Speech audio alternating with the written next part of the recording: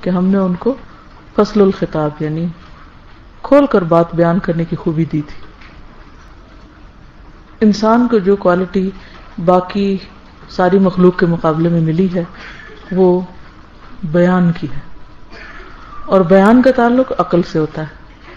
الرحمن علم القرآن خلق الانسان علمہ البیان. رحمان نے انسان کو پیدا کیا، قرآن سکھایا اور اس کو بولنا سکھایا. تو جو قرآن کے طالب علم ہیں ان کو بولنا آنا چاہیے. اگر آپ بول نہیں سکیں گے تو اس کا نقصان کیا ہوگا؟ آپ کا علم آپ کے اندر رہ جائے گا، دوسرے کو دے نہیں سکیں گے، بانٹ نہیں سکیں گے، شیئر نہیں کر سکیں گے. تو اس کے لیے کیا کرنا چاہیے؟ کیا کرنا چاہیے؟ بولنے کا آپ کو موقع ملنا چاہیے اور بولنا سیکھنا بھی چاہیے. ٹھیک ہے؟ تو اس کے لیے کوئی ایسی ایکٹیویٹی رکھیں کہ ہر طالبہ کو بلند آواز سے بولنے کا کچھ ضرور موقع ملے، جس سے وہ اپنا اظہار خیال کر سکیں. کیونکہ کلاس میں بھی ڈسکشن وغیرہ میں بھی عام طور پر چند مخصوص لوگ ہوتے ہیں جو بولتے رہتے ہیں اور باقی آرام فرماتے ہیں. جی اس میں ایک اور چیز بھی ہے، یعنی اسٹوڈنٹ کے حوالے سے کہ اگر آپ اپنی آبزرویشن جتنے آپ اچھے لسنر ہوتے ہیں اتنے اچھے اسپیکر بنتے ہیں. یس آبزرویشن آپ کی جتنی اسٹرانگ ہوگی نا کہ آپ کو جو اچھا لگتا ہو بولتا ہوا آپ اسے آبزرو کریں، اچھا کس نے یہ جملہ ایسے بولا کہ میں ہوتی تو کیسے بولتی. بالکل. اچھی لگتی. زندگی ایک نعمت ہے نا، اس میں دلچسپی لینی چاہیے، اس نعمت پر شکر گزار ہونا چاہیے. ٹھیک ہے انسان کبھی بیمار بھی ہو جاتا ہے، تھک بھی جاتا ہے، لیکن وہ کبھی کبھار کی بات ہے. روزمرہ کی روٹین تو نہیں بنا لینی چاہیے کہ انسان سویا رہے، تھکا رہے، پجمردہ رہے، کسی سے بات نہ کرے، کوئی بات کرے تو آگے سے ایک ووڈن فیس دکھا دے. یہ نہیں ہونا چاہیے. تو آج آپ نے کون سی سورت پڑھی؟ جی آپ فرمائیے. آپ فرمائیے. سورت الروم اور سورہ روم اور سورت الروم. اچھا اور کوئی؟ سورت الروم. ٹھیک ہے. کیا پڑھا آج آپ نے؟ ہاں جب آپ مل کے بولتے ہیں نا تو سب چھپ جاتا ہے، کیا کہا، صحیح کہا یا غلط کہا. سورت الروم. روم کہاں پر ہے؟ اٹلی میں. اور وہ تو ایک سٹی ہے صرف، لیکن سورت الروم میں جو روم کا ذکر ہے اس سے مراد کون سا علاقہ ہے؟ دمشق، فلسطین، مصر نہیں، مصر افریقہ ہے، وہ سائڈ پہ چلا جاتا ہے. ٹھیک ہے، گڈ. یہ پتہ ہونا چاہیے، ورنہ جب بھی روم کا نام لیا جاتا ہے تو لوگ فوراً اٹلی پہنچ جاتے ہیں، جو کہ صحیح ہے، فیکچوئل غلطی نہیں ہے اس میں. مگر یہاں قرآن مجید میں جس روم کا ذکر ہے اس سے مراد اٹلی کا روم نہیں، وہ بھی پھر اس کے آگے ایکسٹینشن میں آ جائے گا، لیکن اس سے مراد شام، فلسطین اور ترکی کا کچھ علاقہ جو اس دور میں سارا مل کر ایک امپائر بناتا تھا. اور روم اور ایران دو بڑی سلطنتیں تھیں. عرب کا علاقہ جو تھا وہ ایک طرف کو پڑا ہوا تھا، اس طرف کوئی خاص توجہ نہیں کرتا تھا. اس دفعہ جب وہ ٹریول کر رہی تھی تو جہاز میں وہ دکھا رہے تھے ساتھ ساتھ سعودی عرب کا نقشہ اور گلف کی سٹیٹس. تو کافی، چونکہ اور زیادہ کچھ کام نہیں ہوتا، ذکر کرتا رہتا انسان اور آبزرویشن کرتا رہتا، تو میں خصوصی طور پر اس نقشے کے اوپر غور کر رہی تھی کہ اللہ تعالیٰ نے اس علاقے کو کیوں چنا. اور اس کے تین طرف پانی ہے، ایک طرف بس اوپر خشکی ملی ہوئی ہے، اور یہ جو تین طرف گلف جس کو کہتے ہیں نا، گلف کنٹریز، تو وہ گلف اصل میں کیا ہے؟ بس یوں سمجھے کہ پانی کا ایک اتنا سا حصہ ہے جو ایک طرف سے ایشیا کو، یہ جو ہمارا ترکی، ایران، عراق، پھر ادھر سے پاکستان اور انڈیا اور یہ سارے علاقے اس طرف کو آ جاتے ہیں، دوسری طرف افریقہ ہے. تو افریقہ اور ایشیا کے بیچ میں یہ ایک ٹکڑا پڑا ہوا ہے. تو ایک تو تین طرف سے پانی اور پھر صحرا، اور موسم بھی بہت سخت، اور خصوصاً مکہ کا علاقہ، نجد اور تہامہ کے 2 علاقے مشہور ہیں عرب کو اگر جب ڈیفائن کیا جاتا ہے تو خصوصاً جو مکہ کا علاقہ چھوٹی چھوٹی پہاڑیوں کے درمیان گھرا ہوا ہے. جب حضرت ابراہیم علیہ السلام یہاں پر تشریف لائے تھے تو یہاں کچھ بھی نہیں تھا. ویسے بھی ایک طرح سے دنیا کا جو ہنگامہ اور شور شرابہ اور جسے کہنا چاہیے کہ اس وقت کی کلچرڈ یا بہت آباد دنیایں تھیں ان سے بالکل ہٹا ہوا تھا. ایک طرف افریقہ کا علاقہ جس میں یہ آ جاتا ہے ایتھوپیا وغیرہ، اور جہاں ہجرت کر کے گئے تھے ابیسینیا کا علاقہ، یہاں بھی بادشاہت تھی، یہ بھی ایک سرسبز علاقہ تھا، زرخیز علاقہ، اور یہاں بھی ایک دنیا کی رونق تھی.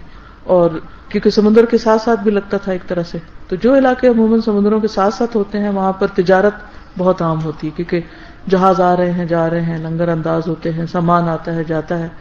تو لیکن یہ جو خصوصاً مکہ کا علاقہ اور پھر سعودی عربیہ کا علاقہ، اس میں کچھ اگتا ہی نہیں تھا اور کوئی چیز خاص تھی نہیں، تو یہ بیرونی اثرات سے محفوظ تھا. سمجھ رہے ہیں؟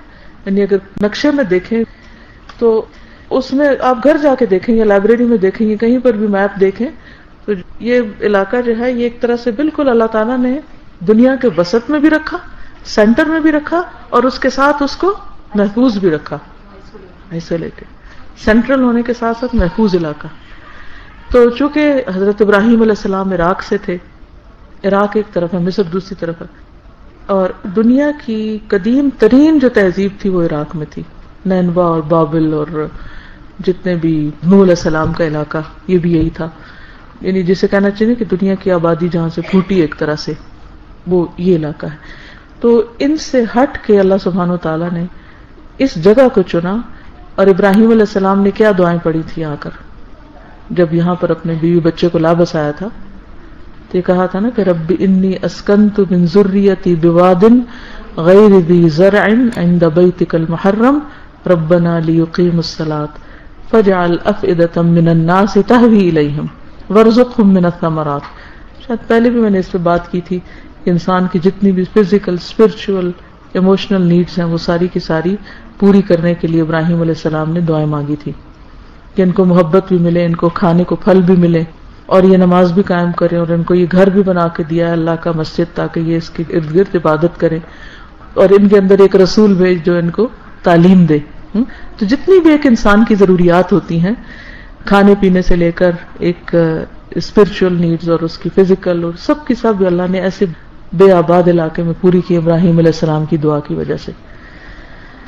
تو روم جو تھا وہ آپ یوں سمجھیں کہ جو اوپر والا خشکی کا حصہ تھا جو باقی دنیا کے ساتھ ملتا ہے ایک طرح سے، وہاں پر اس اینڈ کو کہتے ہیں. اگر نقشہ ہو تو آپ اس کو دیکھ، تو جب بھی ایسی کوئی صورت پڑھائیں تو ایک دفعہ نقشہ کا مشاہدہ ضرور کرائیں تاکہ یہ پتا ہو کہ کہاں کی بات ہو رہی ہے، کس جگہ کی بات ہو رہی ہے. ٹھیک ہے نا؟ تو اس سے سورۃ روم کے پہلے حصے سے آپ نے کیا سیکھا؟ کوئی خاص سبق جو آپ نے سیکھا ہو، زندگی کا کوئی لیسن جو آپ نے اس سے لیا ہو.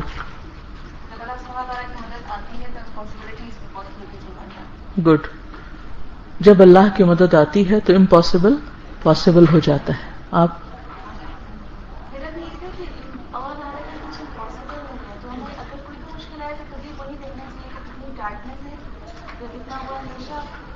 دیکھیے جب کوئی مشکل آتی ہے تو ہمارا عام طور پر ریاکشن کیا ہوتا ہے؟ فوری ریاکشن. کئی دفعہ آپ نے دیکھا ہوگا کہ جیسے کوئی بچے کو ڈاکٹر کے پاس لے جاتے ہیں نا، وہ ٹیکا دیکھتا ہے یا کوئی اوزار دیکھتا ہے تو وہ کیا کرتا ہے؟ رونے لگ جاتا ہے. کئی بڑے لوگ بھی جب ان کو کوئی کسی حادثے کی خبر ملتی ہے یا کسی کی فوتگی کی تو وہ کیا کرتے ہیں؟ کتنا روتے ہیں؟ کیسے روتے ہیں؟ چیخ چلا کے روتے ہیں، واہ واہ واہ، زور زور سے. اچھا، پھر اس کے بعد کیا ہوتا ہے؟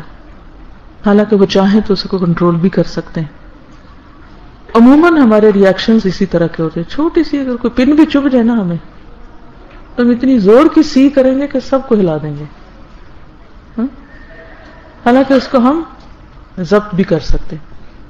اسی طرح کسی کی بات پہ غصہ آتا ہے یا افسوس ہوتا ہے تو اس پہ بھی ہم یہی کر سکتے ہیں. ایک ریاکشن کیا ہے کہ ہم چیخنا چلانا شروع کر دیں، بولنا شروع کر دیں، تبصرے شروع کر دیں، اور ایک کیا ہے کہ ہم اس کو کنٹرول کر لیں. اپنے آپ کو روک لیں. اور یہ پاسبل ہے, امپاسبل نہیں. کیوں؟ اس لیے کہ کوئی بھی چیز پرماننٹ نہیں ہے یہاں, کوئی بھی, نہ کوئی غم, نہ کوئی دکھ, نہ کوئی فتح, نہ کوئی ناکامی. جو بہت بڑا سبق اس صورت سے ملتا ہے وہ کیا ہے؟ بدلتا ہے رنگ آسماں کیسے کیسے. تلک الایام نداولها بین الناس.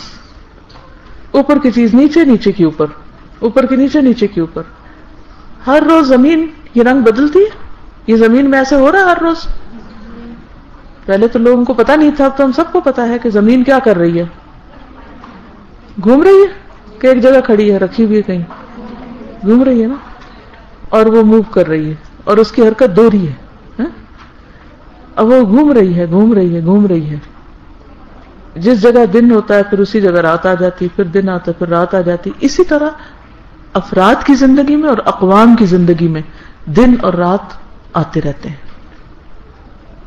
دس از پارٹ آف لائف. یہی زندگی ہے, اسی سے دن اور رات بنتے ہیں. اسی لیے اللہ تعالیٰ فرماتا ہے نا کہ ان فی اختلاف اللیل والنہار لآیات لأولی الالباب. عقل والوں کے لیے اس میں بہت بڑی نشانیاں, ایک نہیں بہت سی نشانیاں. تو دن اور رات کی جو تبدیلی ہے یہ زندگی کا ایک لازمی حصہ ہے, اس سے ہم بھاگ نہیں سکتے. اس لیے اگر آج ہم پہ کوئی تکلیف آ گئی ہے تو کیا یہ ہمیشہ ہی رہے گی؟ نہیں. ابلتا پانی بھی ٹھنڈا ہو جاتا ہے, ہوتا ہے نا, چائے ٹھنڈی ہو جاتی ہے آپ کی, صرف اتنی دیر میں بھی ٹھنڈی ہو جاتی ہے. پینے میں جب آپ شروع کرتے ہیں تو اور طرح ہوتی ہے, جب اینڈ تک پہنچتے ہیں تو اس کا ذائقہ بدل, پھر آپ کہتے ہیں مزہ نہیں آیا, ایک اور ڈالیں تاکہ گرم پی سکے اینڈ پر بھی. ہر چیز تبدیل ہو جاتی ہے. اگر زندگی میں آپ کہیں ناکام ہو گئے ہیں تو حوصلہ نہ ہاریے, انتظار کیجئے, انتظار. اچھا ہماری مشکل کیا, ہم کہتے ہیں فوراً دعا قبول ہو جائے. ہماری نہیں دعا قبول ہو سکتی, اس لیے کہ ہم جو فوراً چاہتے ہیں وہ ہوا ہی نہیں. ہم چاہتے ہیں الٹ پلٹ ہو جائے. لیکن دن کو رات بننے میں یا رات کو دن بننے میں 24 گھنٹے تو لگتے ہیں نا, وہ پورا سائیکل تبھی مکمل ہوتا ہے. تو یہ بھی ایک قدرت کا قانون ہے, اس سے بھی آپ باہر نہیں نکل سکتے. تو اگر آپ بیمار ہو گئے, مثلاً بعض اوقات ایسا ہوتا ہے نا کہ جو فلو لگ جاتا ہے کسی, ہم فوراً یہ ٹیبلٹ کھا, وہ دوائی پی, وہ ہم سوچتے ہیں بس اب جلدی سے نا اس کو پکڑ لیں, کنٹرول کر لیں. لیکن کیا ہوتا ہے, اور بگڑتا ہے, اور اس نے ٹھیک ہونا ہے اپنے وقت پر. لہذا جب سے مجھے یہ فلسفہ سمجھ آیا تو جب مجھے فلو ہوتا تو میں صبر کرتی ہوں, میں کہتی ہوں اس نے اب اپنا ٹائم لینا ہے, اس سے میں بھاگ نہیں سکتی, اب اس سے نکل نہیں سکتی. اس لیے مجھے کیا کرنا ہے, صبر کرنا ہے, لیکن اچھے وقت کا انتظار کرنا ہے, کیونکہ تبدیل ہو جاتی ہے حالت, موسم تبدیل ہو, ہر چیز میں تبدیلی آتی. تو زندگی میں کبھی مایوسی نہیں آنی چاہیے, یہ زہر قاتل ہے انسان کے لیے. ہمیشہ ہوپ فل رہیں, آلویز.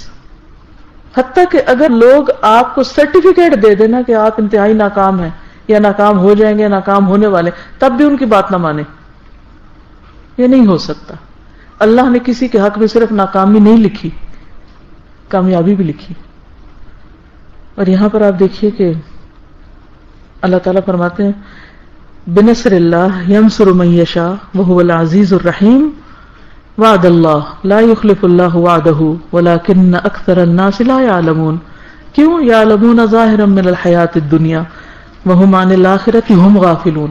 اور مومن کے لیے تو اور بڑی ہوپ ہے, اگر دنیا میں کسی وجہ سے اس کو کوئی ناکامی ہو جاتی ہے اور دنیا میں اس کا رات دن میں نہیں بدلی, دنیا میں تبدیلی نہیں آ سکی, موت آ گئی. کئی دفعہ ایسے بھی ہوتا ہے نا کہ ایک بیماری لگتی ہے کہ انسان کی جان چھوڑتی نہیں جب تک کہ انسان مر نہ جائے, ہوتا ہے ایسے. اب آپ کہیں اب ہمارے اندر کیا ہوپ, اب تو ہوپ ختم ہو جانی چاہیے, اب تو مایوسی مایوسی, کیونکہ یہ بیماری تو ٹھیک ہو ہی نہیں سکتی, اب تو مرنا ہی پڑے گا.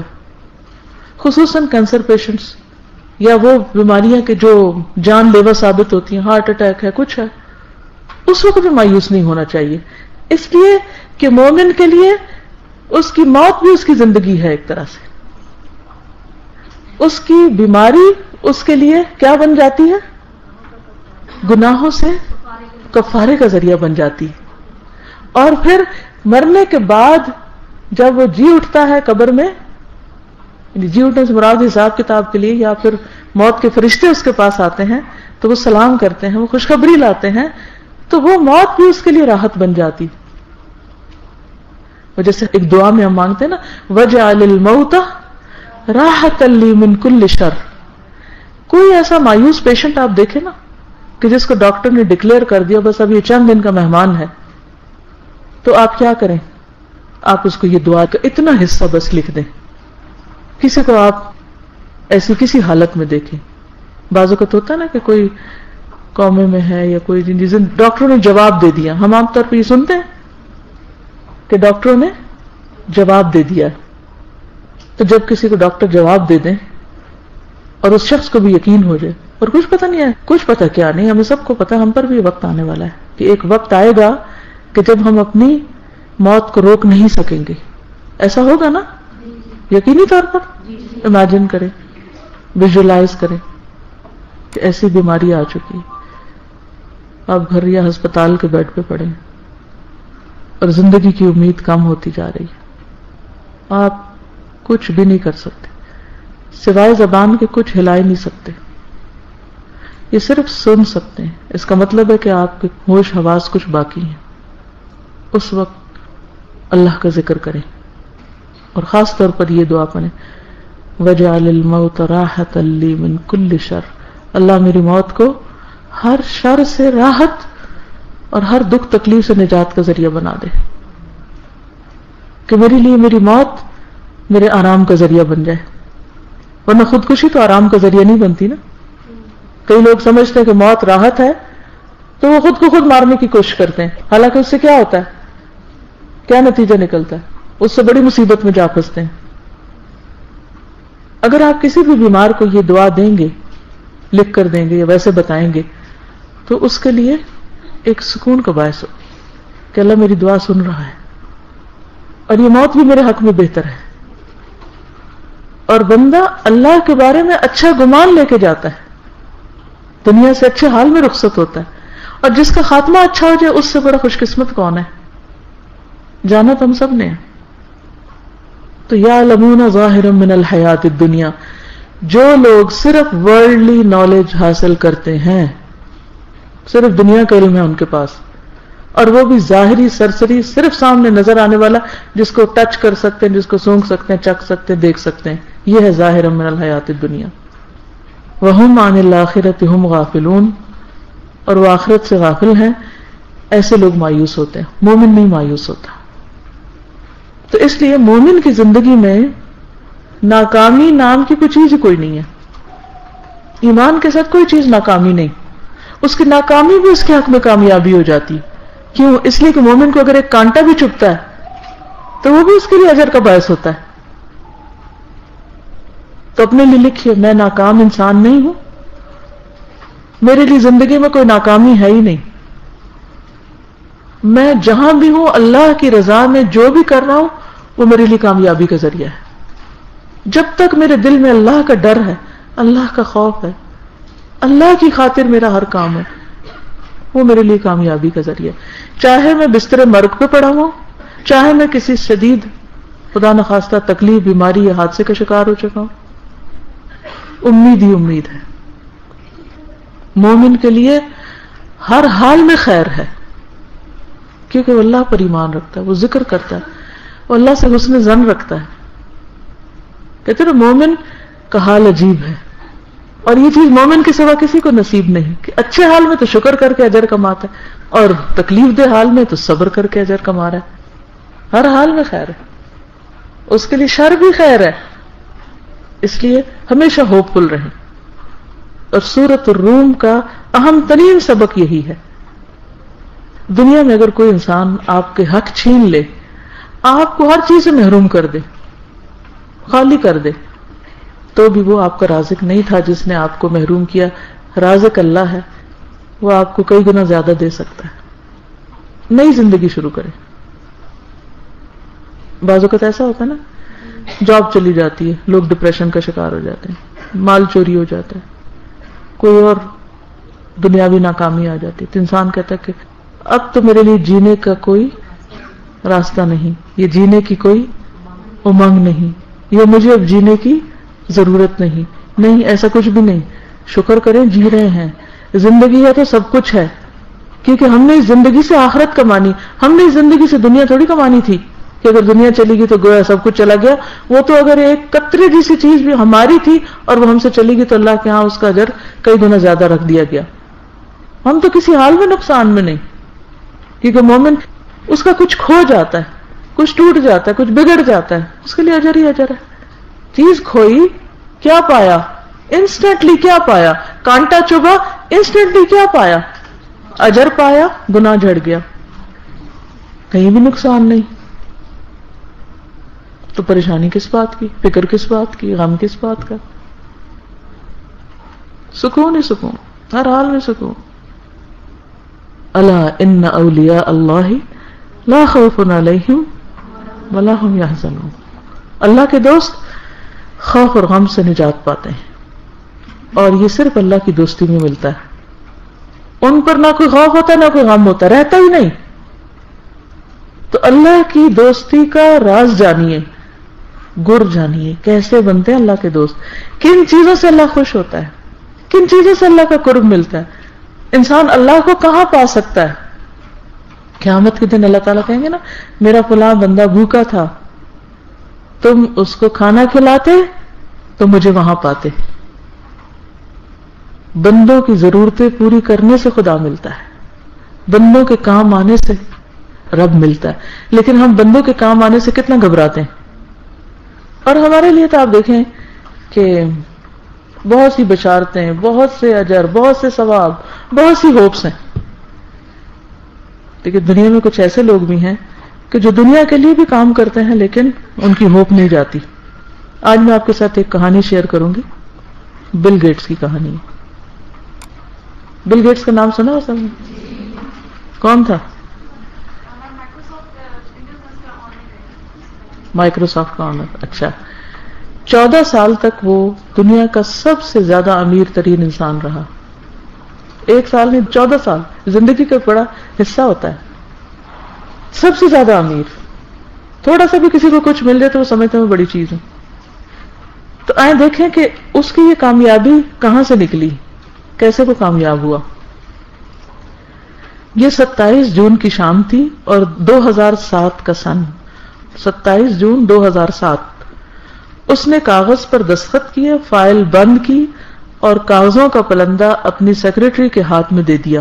اس کے سٹاف کے 50 افراد نے تالیاں بجائیں اور اس کی زندگی کا ایک باب ہمیشہ کے لیے بند ہو گیا. اس کی دائیں آنکھ کے کونے سے پانی کا ایک قطرہ ابھرا. قطرہ ایک لمحے کے لیے رکا, لکیر بنا, ٹھوڑی پہ آ کر تھم گیا. اس نے فوراً آنکھوں پر ٹشو رکھ لیا. سامنے مائکروسافٹ کا چیف ایگزیکٹو اسٹیو بالمر بیٹھا تھا. اس نے بل گیٹس کو روتے ہوئے دیکھا تو اس کے منہ سے چیخ نکل گئی. پورا دفتر آہوں اور سسکیوں میں ڈوب گیا. وہ زندگی میں صرف 3 بار رویا تھا. پہلی بار اس وقت اس کی آنکھوں میں آنسو آئے تھے جب وہ ہارورڈ یونیورسٹی کا ایک نالائق طالب علم تھا. ایک بار اس کا استاد اس سے ناراض ہوا. اس نے ڈانٹ کر کہا, بل تم میری بات کان کھول کر سن لو, تم زندگی میں زیادہ سے زیادہ ٹرک ڈرائیور بن سکتے ہو. پوری کلاس نے کہکا لگایا اور اس کی آنکھوں میں آنسو آ گئے. اس دن اس نے ہارورڈ یونیورسٹی چھوڑ دی. شام وہ اپنے جگری دوست پال ایلن سے ملا. اس نے اس کو دعوت دی, آؤ پال ہم اس دنیا کی بنیاد رکھیں جو آج تک صرف ہمارے ذہن میں تھی. پال ایلن نے اس کے ہاتھ پہ ہاتھ رکھ دیا. 2 لوگ مل گئے. وہ 28 اکتوبر 1955 کو واشنگٹن ریاست کے شہر سیاٹل میں پیدا ہوا. اس کے والد وکیل تھے. سارا گھرانہ پڑھا لکھا اور معزز تھا, لیکن بل پڑھائی میں کمزور. اس میں یکسوئی نہیں تھی. اس کی سوچیں منتشر ہو جاتی تھی, لہٰذا اس کے والدین اس کی وجہ سے پریشان رہتے تھے. اس کے والد کی خواہش تھی کہ وہ ہارورڈ یونیورسٹی سے ڈگری لے, لیکن یونیورسٹی نے اس کا نام کاٹ دیا. اس کے والد کو شدید صدمہ پہنچا, لیکن بل مطمئن تھا. اس کا خیال تھا کہ ہارورڈ یونیورسٹی کسی نہ کسی دن اس نالائق طالب علم پہ فخر کرے گی. آنے والے دنوں میں اس کی بات سچی ثابت ہوئی. ہارورڈ یونیورسٹی نے نہ صرف اپنے گیٹ پر اس کے نام کی تختی لگا دی تھی بلکہ خود کو بل گیٹس کی یونیورسٹی کہلانے لگی. لیکن یہ بہت بعد کی بات تھی. ہم ابھی 1975 میں ہیں. کتنے سال کا ہوا ابھی وہ؟ 20 سال. 1975 میں اس نے اپنے دوست پال ایلن کے ساتھ مل کر دنیا کی پہلی سافٹ ویئر کمپنی بنائی. کتنے سال کی عمر میں؟ 20 ایئرس. اس کمپنی کا نام انہوں نے مائکروسافٹ رکھا. لوگ اس کے آئیڈیاز اور کمپنی کے نام دونوں پہ ہنستے تھے لیکن اس نے ہمت نہ ہاری. وہ کام کرتا چلا گیا یہاں تک کہ 1979 تک کمپنی نے پر پرزے نکال لیے اور وہ ٹھیک ٹھاک امیر ہو گیا. لیکن ابھی وہ اس کامیابی سے دور تھا جو بچپن سے اس کے ذہن پہ دستک دیتی آ رہی تھی. 1980 میں سٹیو نے کمپنی جوائن کی. اس کے بعد دیکھتے ہی دیکھتے مائکروسافٹ واشنگٹن ریاست کی سب سے بڑی کمپنی بن گئی. اس پر دولت بارش کی طرح برسنے لگی یہاں تک کہ 1994 میں وہ صرف 39 برس میں 39 ایئرز میں دنیا کا امیر ترین شخص بن گیا.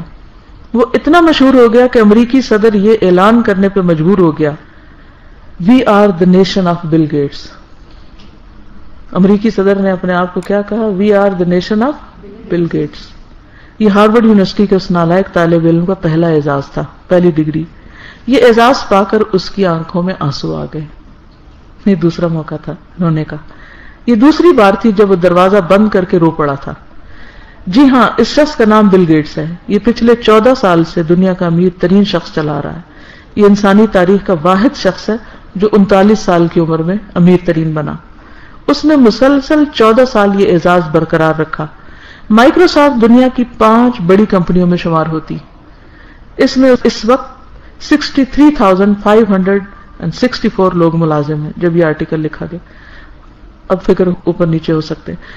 اس کا کاروبار 102 ممالک تک پھیلا جبکہ یہ کمپنی اب تک دنیا کے 1,28,000 لوگوں کو ارب پتی بنا چکی ہے.